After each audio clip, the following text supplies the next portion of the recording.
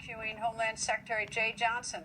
Now, Senator Cruz tearing into Secretary Johnson over the Obama administration's alleged scrubbing of any references to Islamic extremism from DHS counterterrorism literature.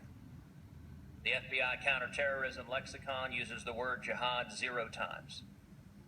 The National Intelligence Strategy of 2009 uses the word jihad 0 times.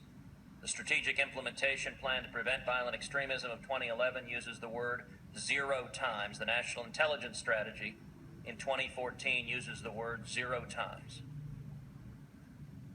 We also heard testimony from a former employee of the Department of Homeland Security, Phil Haney, that in October 2009, more than 800 Customs and Border Patrol documents were ordered modified, scrubbed, or deleted to remove references to jihad or the Muslim Brotherhood or other similar references. Was Mr. Haney's testimony that the Department of Homeland Security ordered over 800 documents in CBB altered or deleted, was that testimony accurate?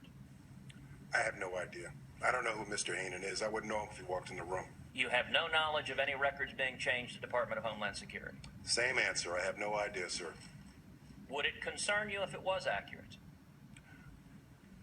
Senator, I find this whole debate to be very interesting, but I have to tell you, when I was at the Department of Defense, giving the legal sign-off on a lot of drone strikes, I didn't particularly care whether the baseball card said Islamic extremist or violent extremist.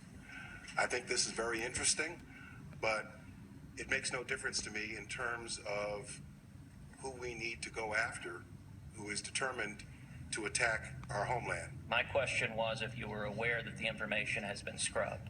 I would note the title of the hearing on Tuesday was Willful Blindness, and your testimony to this full committee now is that you have no idea and apparently have no intention of finding out That's not what whether DHS materials have been scrubbed. And you suggested just a moment ago that it's essentially a semantic difference. Well, I don't believe it is a semantic difference, that when you erase references to radical jihad, it impacts the behavior of law enforcement and national security to respond to red flags and prevent terrorist attacks before they occur.